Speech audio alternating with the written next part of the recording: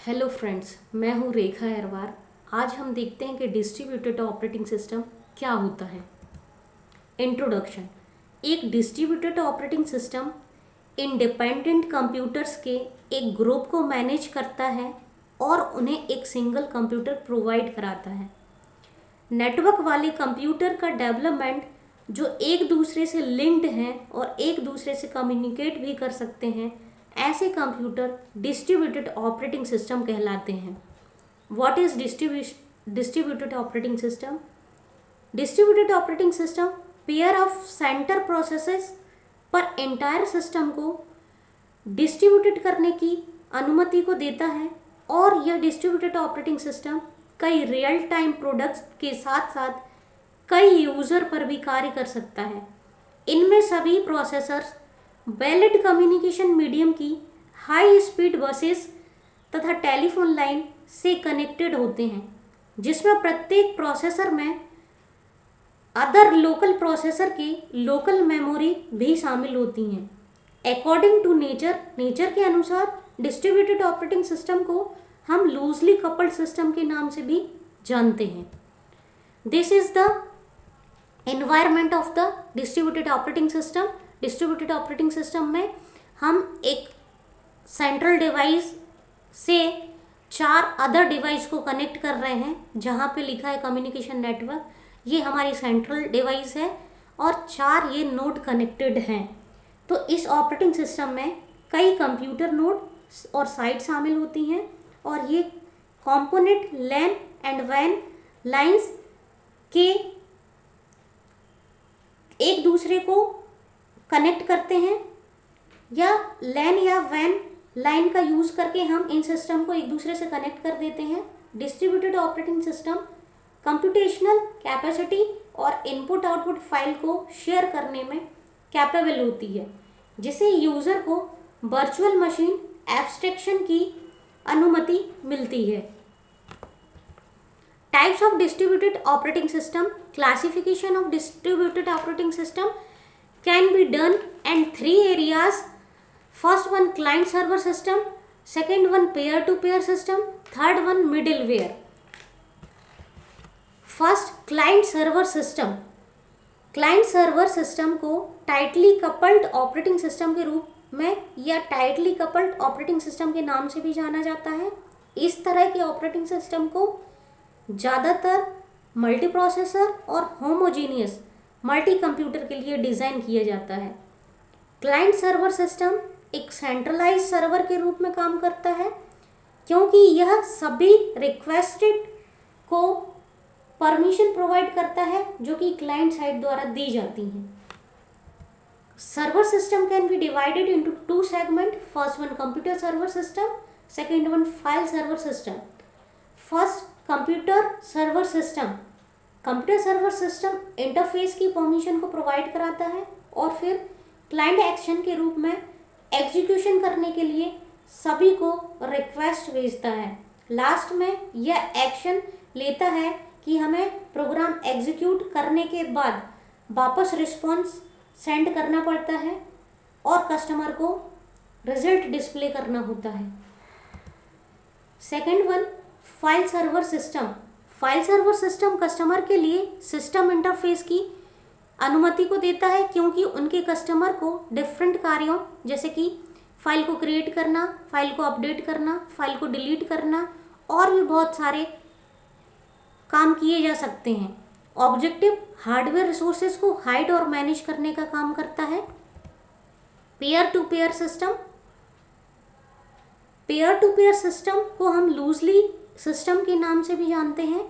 यह concept computer network application में execute किया जाता है, क्योंकि इसमें प्रोसेसर का एक बंच होता है और ये इस बंच में किसी भी डेटा को शेयर करने के योग्य मेमोरी हमारे पास नहीं होती है। प्रत्येक प्रोसेसर में स्वयं की लोकल मेमोरी होती है और ये प्रोसेसर डिफरेंट कम्युनिकेशन मीडियम जैसे कि हाई स्पीड बसेस या टेलीफोन लाइन के माध्यम से एक दूसरे के साथ कम्युनिकेट कर सकते हैं या कम्युनिकेशन को प्रोवाइड करा सकते हैं। ऑब्जेक्टिव यह रिमोट क्लाइंट को लोकल सर्विस को प्रोवाइड करता है। मिडिलवेयर सभी एप्लीकेशन के बीच इंटर ऑपरेबिलिटी की परमिशन को देता है जो अदर ऑपरेटिंग सिस्टम पर चल रहे हैं। इन सर्विस का यूज़ करने के साथ वे एप्लीकेशन सभी डेटा को एक दूसरे को ट्रांसफ़र करने में कैपेबल हैं। ऑब्जेक्टिव या डिस्ट्रीब्यूशन ट्रांसपेरेंसी को अलाउ करता है।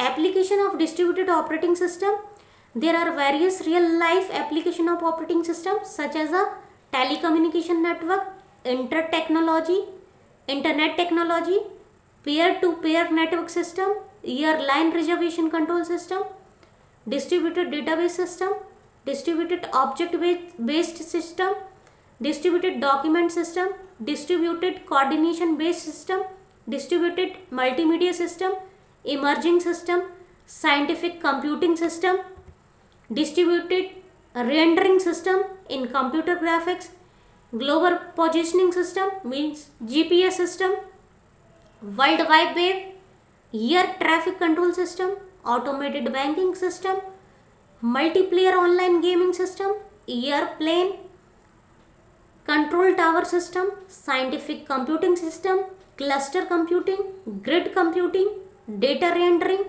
wireless sensor network system, routing algorithm, network file system. Distributed operating system example locus operating system में किसी भी स्थान पर कोई भी प्रॉब्लम किए बिना एक साथ लोकल और रिमोट फाइल तक पहुंचा जा सकता है। माइक्रोस ऑपरेटिंग सिस्टम संपूर्ण सिस्टम पे या एंटायर सिस्टम के सभी नोड्स को जॉब अलॉट करते समय डेटा के बैलेंस लोड को बनाए रखता है।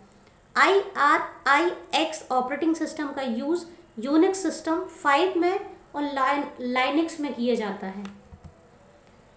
DYNIX dynamic operating system symmetry multiprocessor computer के लिए डेवलप किया गया है। AIX operating system IBM RS/6000 computer के लिए डिज़ाइन किया गया है।